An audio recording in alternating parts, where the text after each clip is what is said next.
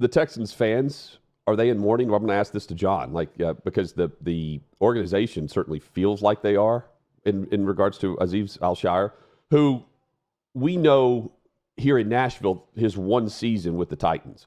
His background, of course, he knocks out Trevor Lawrence. He's been suspended, Al-Shaair, suspended for 3 games. And some are saying that's a harsh penalty. Some are saying that he should be the rest of the season. 3 games is where they started with Vontaze Burfict, which we'll get to in a moment. Al-Shaair is a kamikaze linebacker. That's how I describe it. See ball, get ball. His background, he was in San Francisco. The Titans hire his a general manager, Rand Carthon, who came from San Francisco.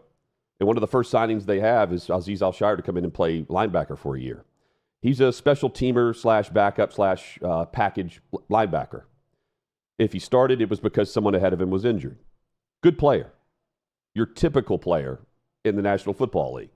There's a reason why the average lifespan of a player for his career in the league is about 3 years or so. But he's made the most of his opportunity. The Titans sign him. He eventually starts, and he flies around and makes big hits. He gets after the quarterback. But he's not this superstar linebacker where he's a household name. And everyone knows his name now because of the hit that he lays on Trevor Lawrence. But it's not the first time he's done it, Chad. And it could be his last, but I doubt it because this is how he plays. And he's been known to be a dirty player. The history of a repeat offender is how I would discuss his background. Aggressive style of play. But if you want a guy who's going to be the player that could potentially knock out the star quarterback in the game and help your team win, sign him up. He's your guy. And he went to Houston, got paid, and is still making big plays. DeMeco Ryans said that it's not representative of who he is as a player, this hit on Trevor Lawrence. Go back to week 2 this year. He hits Caleb Williams going out of bounds, quarterback's going out of bounds, clearly. Just like Trevor Lawrence is clearly going to slide. Clearly going out of bounds for Caleb Williams in week 2. It ends up with Azeez Al-Shaair throwing punches at Rashawn Johnson, the running back, on the bench because of the hit on the quarterback. Week 5, he hits Josh Allen, who appeared to be concussed, by the way. After halftime, Allen comes back in the game, and that turns out to be a great finish in the second half. I thought it would be a 2 to 3 game suspension when we talked to Bobby Carpenter yesterday. And many thought that it was just going to result in a fine. But not whenever you can go back to see where he's leading with a hand and a forearm at Brady's throat when he first enters the league. And other hits that he's made on QBs. The NFL is always going to protect the quarterback. And in this case, they're always going to side with the player who has any symptom of concussion. And in this case, is laying on the turf with a brawl going on right next to him, Chad. The NFL's right to step in because they've shown a history of doing this in the past, and Azeez Al-Shaair has shown a history of being a repeat offender of throwing that forearm or going the extra step in making a hit on a player where it's against the rules of the game. And it was a dirty hit. So yeah. Let's start there. I mean, there's no. We're going to get to DeMeco Ryans, I think, and what he had to say. But I want to respond to what DeMeco Ryans said because I've looked at different photos and video evidence of where the slide was taking place and where he was relative to the slide. But just a 3-game suspension in total. I think that's a smart move by the league. Yeah. The 3-game suspension. I think that's minimum of what should have happened. Yeah. I don't think it's people are acting like it's too much. I don't think it's I think it's fine. I think you could have argued for more, quite frankly, given his repeat offender status also. Yeah, and again, the Vontaze Burfict example is, as we see some of the hits that are made here, is I think a good way to look at this because Vontaze Burfict was known for making these type of hits. He would be fined quite a bit early on. Now, Azeez Al-Shaair isn't at that level yet, but what really got the league's attention is that hit over the middle where I don't know if Antonio Brown is the same player or the same dude since that hit over the middle when the Steelers played the Bengals. You remember that hit? Yeah. It just crushed him. And he was suspended, came back and made 2 more big hits like that on defenseless players. And at that point was suspended for the rest of the season that year and never came back. Yeah. I'm talking about Burfict. Never came back. Al-Shaair's headed down that path, and you had to send a message here. But the message that DeMeco Ryans, his head coach, is sending is that, also look at how the Jaguars responded and went over the top with their reaction. We stand behind Azeez and everything, that came from that. Of course, he unfortunately hit on the quarterback. But it's twofold, right? I mean, a lot of the quarterbacks in this day and age, they try to take advantage of the rule where they slide late and they try to get an extra yard. And you're a defender, a lot of onus is on the defender, right? Whether it's on the sideline or where it's on the quarterback, you don't know what a guy's thinking. You don't know if a guy's staying up and he's continuing to run. You don't know. And then you get a late slide and you hit the guy. Unfortunately that Trevor got hurt. Hope Trevor is okay, but it's also if we're sliding, we have to get down. If we're getting out of bounds, we get out of bounds. And that rule is there to protect the quarterbacks. And we want our quarterbacks to be safe in the league. So we just have to be safe. If we're sliding, make sure we're keeping our heads down. And the entire thing is, Azeez hits the guy, but their sideline overreacts. And it turns into a melee. It wasn't our guys. It's their team overreacted, pushed our guy, dragging our guy to the sideline. So that's uncalled for on that side. We have to be better on the sidelines as well with both teams. Better on the sidelines of both teams. He says that, quarterbacks with the rule, sometimes they slide late. Let me start by saying Patrick Mahomes isn't helping things whenever he's acting like he's going out of bounds and then he sidesteps the defender who lets up. That's going towards the sideline, though. That's why you're going to see more hits on the sideline on Patrick Mahomes moving forward, because he's doing the ole and he's gaining 10 to 15 more yards down the sideline. With that being said, in this case, like sliding late, the game is played at such a faster pace than it appears on screen when you're on the sideline. Trust me, I know. I was trucked by Delaney Walker. We have video evidence to prove it. Look how soon or how much, when we go frame by frame, again, we can overanalyze this. But I sent in, I believe Davey's got it, the screenshot. This is where Trevor Lawrence is beginning his slide. And Azeez Al-Shaair is putting the target on. It's a little over 4 yards away. If you count it out, it's about 4.5 yards away from him. You can see the first down. It's where he begins his slide. That's going to be the line of scrimmage right there, not the first down marker where he could end up. So that's the rule. So the beginning of the slide is short of the first down on 2nd and 7. You're going to 3rd down here. Again, with all that being said, DeMeco Ryans is just wrong in regards to beginning the slide late, and it's in favor of the quarterback. It's in favor of the quarterback. But in this case, this is the dirty hit, Chad, because of where the slide begins and how much time to react we have seen in the NFL where the linebacker can pull up. And you don't go low. Sometimes the tackle goes low and the player goes low, and it's unfortunate because it's helmet to helmet. In this case, the slide, you know not to go low. You don't hit him. You don't. You can't touch him.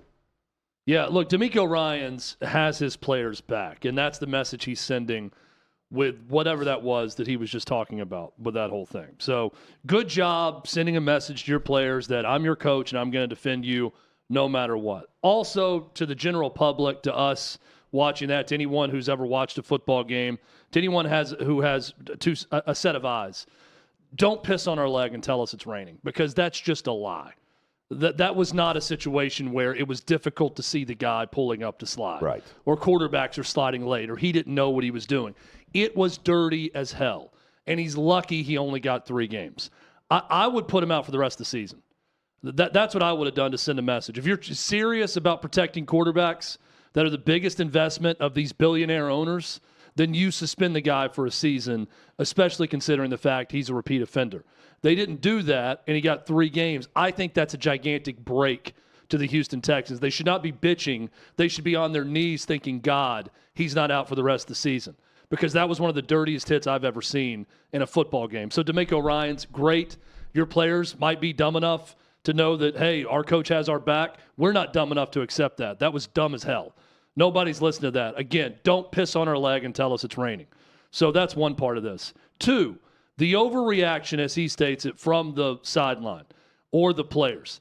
I get some of that, okay? Everything he said in that press conference could also apply to Michigan and Sharon Moore, what he could have said about Ohio State in that brawl. Yeah, we were planting the flag and celebrating, but the overreaction to the planting of the flag is what incited a brawl. And that's when all the nastiness started. That's what led to pepper spray being deployed and all these other things. He's not wrong, right. But also, if you're a player on that team and you watch that hit on your quarterback and him posturing on the ground and you don't do anything, you're going to look bad. That's not something a football player does, just stands idly by and lets that happen. So you're going to get a reaction to that too. But I do kind of see what he's saying there. You know, we got to control the sideline. There's guys ripping him over to the sideline, fighting him. Well, none of it happens if your guy doesn't just take a blatantly dirty shot at the quarterback's head when he's on the ground. And again, this is, when I say repeat offender for Al-Shaair, I'm talking about late hits, face masks, unsportsmanlike conduct. Those are what he's known for doing. Okay, he's not just looking for the knockout punch, but in some cases when he has the ability to do so, he's going to take his shot, and that's what he did here. Now, the reaction there to DeMeco Ryans by the players.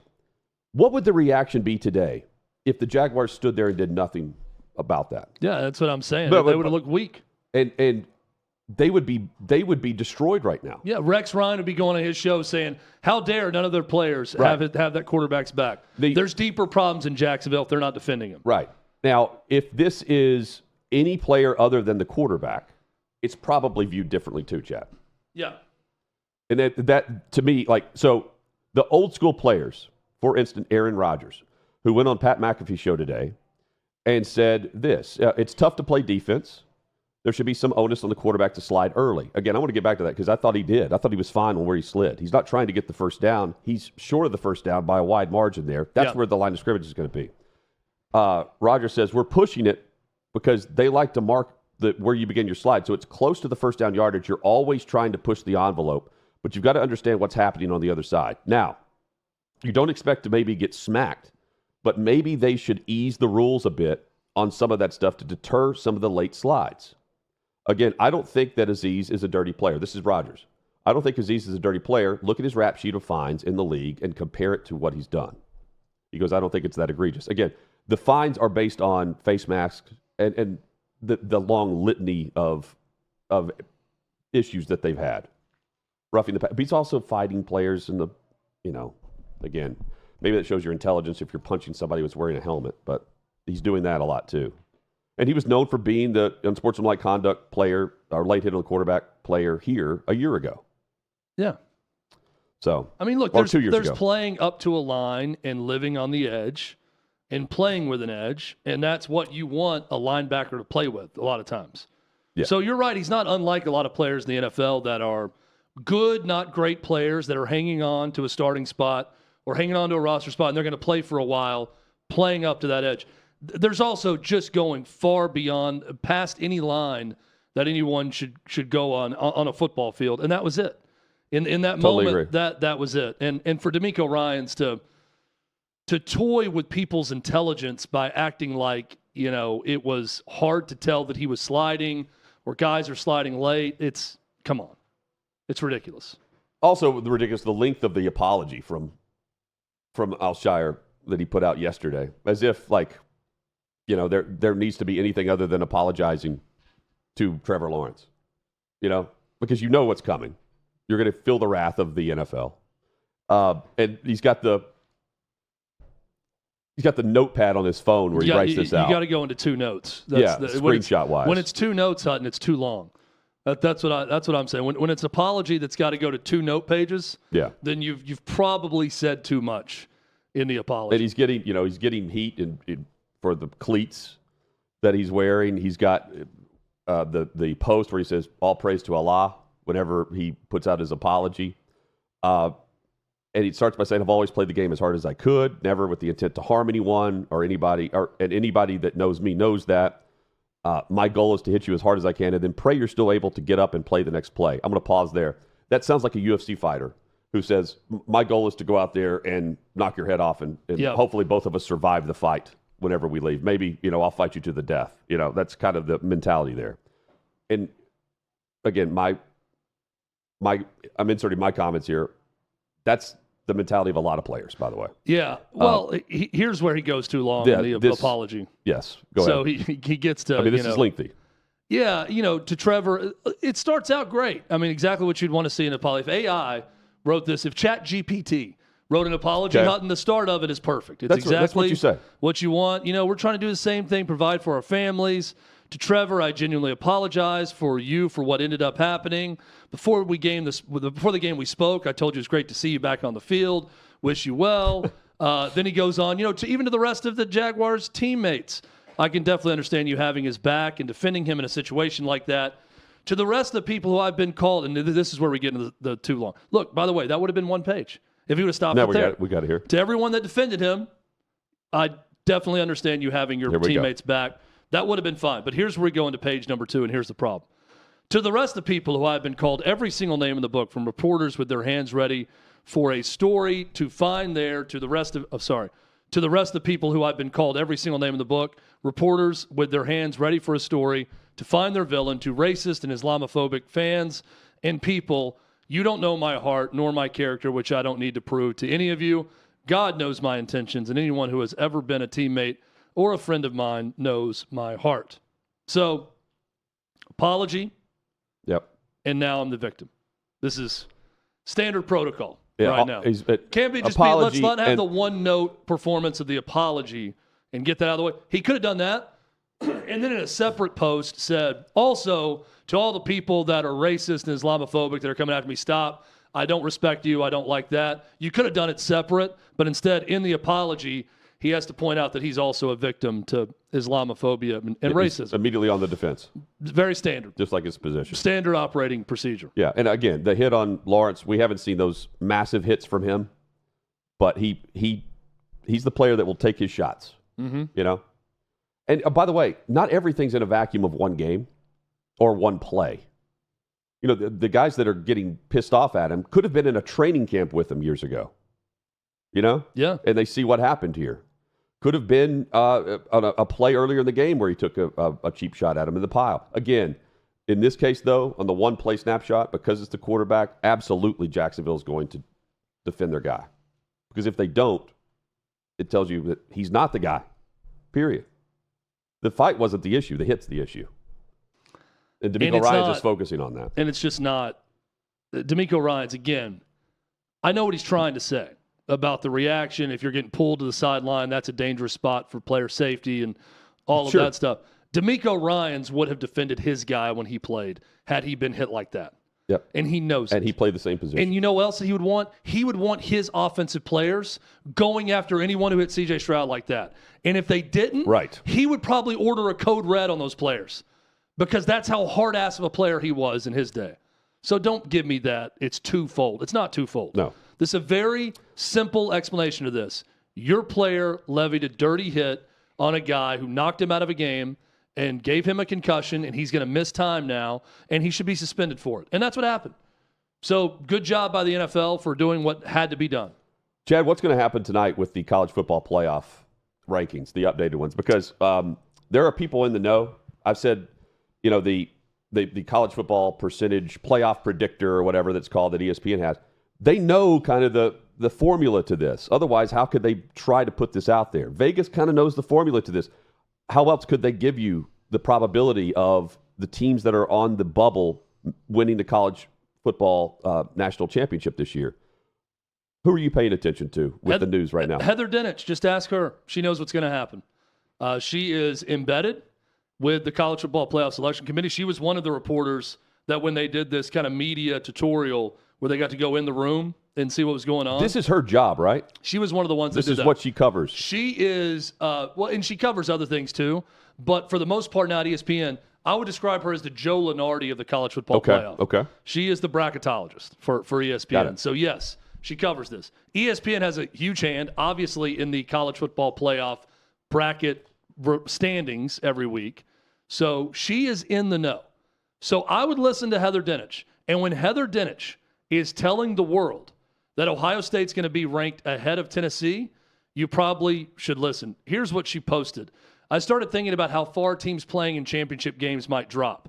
If Texas loses, I think they stay ahead of Ohio State because of a huge common opponent, Michigan. And then she reposts, if Penn State loses, and of course all these depend on how the games unfold, I think the committee, I believe she knows, I think the committee would drop them below Ohio State head-to-head, but above the Vols. And then she puts in parentheses, better losses, which did make me laugh. Right. So, now they view losses more than they view wins. We're going to compare Penn State ahead of Tennessee for better losses, completely ignoring wins. Right. Because Tennessee has a win over Alabama. So bad. Tennessee has a win over Florida. Those wins are better than what would be Penn State's best win at home over Illinois and at Minnesota. So Tennessee has better wins than Penn State. But if Heather Dinich says better losses is what's going to keep Penn State ahead, I'm not here to mock Heather Dinich. I believe she has sources in that room. I think she knows what's going to happen. I'll go ahead and put the predictor out there. Ohio State will be ranked ahead of Tennessee tonight. I'll be shocked if that's not the case. Why do I believe that? Because Heather Dinich is telling us that. Because she knows.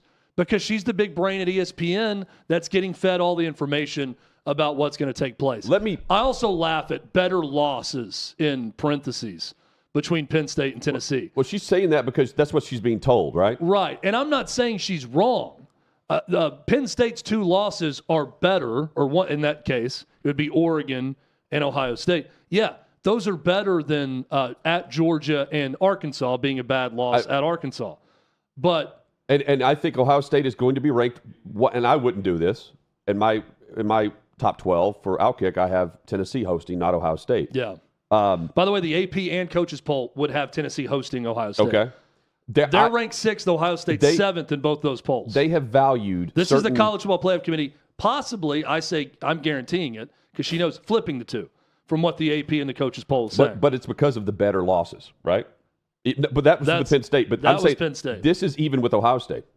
They have valued the 1-point loss to Oregon as some grand deal, right? Mm-hmm. They're also going, I think the committee in that will value that loss better than the loss to Georgia for Tennessee. Everyone's comparing Michigan and Arkansas. I think the committee will value those two, the better losses, not the worst, the better losses, which is also weird. By the way, if she has to be embedded with a lot of different people, not just Ward Manuel, because everything's anonymous in that room with how you vote. It's not anonymous in who you're voting, the pot of teams that you're voting to put ahead of one another. But what is anonymous is how you stack them. Yeah, somebody really likes to talk to Heather Dinich in that room, and she's getting a lot of good info that I think is reliable from those people. But one person wouldn't be able to say how someone else is going to view it. No, but I think they could properly say, here's what the tenor of all the discussions have been, and here's the issue for this team, and here's why the committee's going to favor this team. Right, I don't know how. Because I know how these conversations turn out because we've had them in the room before. But I think the key, not just how they value losses, but the better losses. And the top ones, I think, will factor in more. Well, which is weird. Like, that's not how I think the common fan would judge teams. Better losses? I mean, it's like trying to determine the tiebreaker for the SEC going to the championship game. You have to get down the tier to get to better losses. Well, and if we're looking at Tennessee and Ohio State, let's say, not Tennessee, Penn State, but who's hosting? Is it in Knoxville or is it in Columbus? There's a lot of different ways you could look at it. Mathematically, yes, Ohio State has the 2 better wins. Right. Because they've beaten 2 top 10 opponents. They've won at home against Indiana and given them their only loss, which I would still argue beating Alabama at home is more significant than beating Indiana at home. But again, Indiana can only play who they were scheduled to play, and they beat everybody pretty badly on their schedule. So that's a good win for Ohio State. And then winning at Penn State. Those 2 wins are better than, let's say, Tennessee's 2 best wins, which would be Bama and either Florida or at Vandy. Right. As their 2 best wins. So I would give Ohio State the nod there. Then it gets into worse losses. Well, Tennessee lost by 2 touchdowns at Georgia. Ohio State lost by 1 point at Oregon. And then Ohio State, which is by far to me the far worse scenario. Losing to that Michigan team at home with the season they were having, it to me is a worse loss than Tennessee losing at Arkansas. I think you jumped a couple of tiers or fell down a couple of tiers to get to worse losses. Because I think after you say the best wins, you have to go to strength of schedule. Yep. That's next. You have best wins and then your wins overall. And according to Heather Dinich, the ESPN strength of schedule has Ohio State at 26 and Tennessee at 28. I mean, they're going to be ahead of them. Yeah. And Heather Dinich is telling us that there's really no intrigue. We don't know. I think she's going to be 100% right on all these things. Well, a couple of weeks ago, she said it would be hard to overlook a 3-loss SEC team over a 2-loss, and she mentioned like Big 12, or 1-loss Big 12, ACC. She mentioned a couple of other options. So that tells you why everyone's focused on 3 SEC teams at the back end on the bubble. She's also been pretty good about, she's very pragmatic on, we're seeing the committee rank a lot of, this was back when it was 2-loss over 1-loss. Yeah. And we see a lot of 2-loss teams over 1-loss teams. So her point was, as we get further down the road, you can make the same argument for 3 over 2. A 3-loss team over a 2-loss team. And that's how the SEC would land a 3-loss team in over a 2-loss team from another conference. So I want to jump into, and that was right before the weekend of chaos across the SEC. Right before Alabama lost to Oklahoma. And why Bama is being viewed as the last team in right now. And Vegas has them heavily favored to be the team that gets in over South Carolina, over Ole Miss, over, I guess, Clemson at this point. Who else would be right there on the back end? It was A&M, but they just lost. Miami, yes. Ole Miss. But it's not even close in terms of the odds to get in. With BYU. Vegas knows, just like Heather Dinich would know. To me, I don't know why Bama's being viewed that way this year. Because it's a brand, and I think that's initially what and I think this way too. You want to get the big brands in. Okay, cool. That's what we saw. That was the argument that everyone was trying to make last year when Florida State fell out and who got in. And Chad, I'm looking at this going, the media is pushing the narrative that Bama's going to get in, and they likely will based on the odds. I think we see that coming. But it's not for the real reason as to why they get in. It would be because of the Dallas Cowboys effect. Not to the same level of the Cowboys. But when Bama's on TV, Chad, you've long looked at the ratings with this. The top-rated college football games in America this season. Georgia, Alabama. I mean, you could look at who their opponents are, too. But they're always mentioned right there at the top of the eyeballs. Dallas is there, too, in the NFL equivalent. They're at the top of the mountain. 38 million viewers for Dallas taking on the Giants on Thanksgiving. Awful game. Awful teams. And the Dallas Cowboys draw the attention of the football fan. Not just the Cowboys fan, the football fan. 38 million. It was the most watched Thanksgiving Day game this year. Over some much better options, by the way. Point being, that's why they would get in. They would be the road team. Guaranteed for that. But this year, of all years with the playoff, I don't think they have to view it that way for eyeballs. Because I think the ratings are going to be there. ESPN and ABC, they've already allowed the option for them to sell off these games. You know, they can sell the rights to the game, broadcast rights, which TNT has, by the way. Turner jumps in and grabs them. So the schedule this year for the first round, they're going head-to-head with the NFL. That's cool. Well, not for college football, but, I mean, that's cool because it's convenient that the 2 games that would be going potentially head-to-head with the NFL are the games that TNT will have, not the games that ABC and ESPN will have. The first game of the college football playoff is played on Friday evening. That's going to be live on ABC Friday night on December 20th. With no NFL competition. No NFL competition on that Friday. Now, next day, yes, they have NFL competition on Saturday, on December 21st. At 1 p.m. Eastern, you have Houston on the road against the Kansas City Chiefs on NBC. You also have a doubleheader. After that game, you flip over to Fox if you want to watch the NFL. They have Pittsburgh at Baltimore. Massive game. Massive stakes there. That's 4:30 Eastern. Same kickoff times, by the way, that TNT will have. At night, Primetime, back on ABC and ESPN for the 4th game of the college football playoff. So you really have 2 games where you are with massive stakes on ESPN and ABC for the big ratings, right? Friday night, Saturday night.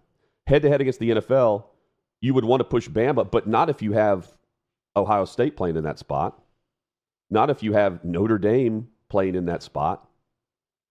You can throw, some bait to the average football fan and put it on TNT and not need Bama on the road to pull the numbers because of the intrigue in year 1 of the college football playoff. If it's about best team, make it about best team instead of best team on television. That's what this comes down to. Because right now, I'm taking South Carolina, even though they have a head-to-head loss against Bama. I'm taking South Carolina right now as the best team, not big eyeballs on TNT. They've already paid the rights. I mean, they're going to get 2 games. And I'm not in the contract. I bet it doesn't say we have to have this brand in if available. It's supposed to be about best team. It's supposed to be about best team, but I still think if it's close to a tie, the tie will end up going, if the television networks have a say, to the bigger brand that gets the more talk. But I'm saying like South Carolina would be on the road too. Again, I think the home team, that's the team carrying the broadcast really, the intrigue. The top seeds 5 through 8. If Bama's on the road and against Georgia, that game is going to be on ABC, not against the NFL. That's what I'm saying in round 1. If Georgia loses, you've got Texas. You see my point. If Texas is hosting, Texas is going to be hosting potentially Bama if they're the 5 seed. That's my point. You already got that intrigue on ABC, not TNT, head-to-head against the NFL. I think you could make a cognizant argument that makes sense for any of these teams that we're talking about at the bottom. Right? At the bottom, I'm saying the bottom of the playoff bracket. Okay, yeah. I fully believe that when all is said and done, they are going to make that argument on behalf of Alabama and not for these other teams. Why? Because Alabama at Penn State is a lot more sexy than South Carolina at Penn State. However you want to slice it, people are going to watch, and they're going to get good ratings, but for the fuel to the machine, all week long on Get Up and Sports Center and every show and College Game Day going live from somewhere, and Nick Saban, the former Alabama coach, being one of the biggest parts of College Game Day, they're going to award the tie to Alabama. Now, I'm not saying that they're going to do some sort of mental gymnastics to get themselves to a spot where Alabama is absolutely not worthy compared to the other teams, yet they still get in. But, Hutton, I think if it's close, we will see Alabama get the nod. But Alabama, Penn State could have, again, here I'm just thinking from the business perspective here. That's an ESPN ABC game. Notre Dame's going to be an ESPN ABC game. Those are their 2. That's how I view that. So so if you have Bama in, you're taking that game and putting it on Friday or Saturday night. What are the middle games there? They're about the same. So if you want to give the TNT games, I'm saying the head-to-head middle games can become possibly Tennessee, Ohio State, which is huge, right? But if you put in my bracket, I have South Carolina in over Bama. Then South Carolina against Penn State is a Saturday afternoon game head-to-head against the NFL, and you put Ohio State, Tennessee on ABC. So you get the best matchups, and you still get the best team in because they're only taking 2 of these games if ESPN and ABC have all the power here. That's all I'm saying. They're getting paid to sell the rights to TNT for these other 2 because they're going head-to-head against the NFL. I'm with you. This is how I'd like for it to be done. Yeah. And I hope it's done that way. We're setting ourselves up right now where we're already seeing the sniping back and forth between the SEC teams with 3 losses especially. Right. It's just going to work itself into where Alabama's going to get the benefit of the doubt and those other programs weren't. And we're going to be sitting here with Lane Kiffin, with Rhett Lashley at SMU if they lose to Clemson, with Mario Cristobal at Miami, and with Shane Beamer at South Carolina. All of them probably, not all of them, certainly some of them, definitely Lane Kiffin, will be thinking loudly, gee, I wonder why Alabama is the one over all the rest of us. I wonder how that magically works itself out every single time, right? Gee, I wonder how Alabama, was the one a year ago. Also, that it's just it's going to work itself out where that's going to be the case. I hope I'm wrong. If it's just about network, and that's not me being anti-Alabama. I just hope I'm wrong, that I'm actually surprised that, oh man, the committee surprised me with who they actually thought was the best team right now. Yeah. And they gave it to a South Carolina team that no one would put in the television ratings battle with Alabama in terms of eyeballs, but they did what they thought was right. And I just believe what they think is going to be right will be Alabama. And you certainly and they're want going to try to convince everyone of to that. pull the best rating you can for TNT too, because you're going head-to-head against the NFL. Yeah. Sure. But again, in my bracket this week, Chad, I've got South Carolina on the road against Penn State, Arizona State at Georgia, Indiana at Notre Dame, Ohio State at Tennessee. I've got South Carolina, Penn State, and I'm willing to say that Arizona State, Georgia would be your TNT games. Indiana, Notre Dame, and Tennessee, Ohio State would be your ABC, ESPN. Yeah, and that's fine. I do think, though, if it was what was the if Bama's in, Bama's going to take the spot of one of the two I mentioned. It's going to be who was South Carolina's opponent? Penn State. Yeah, Alabama, Penn State's on ESPN. Or Georgia. Yeah, or Texas. Yeah.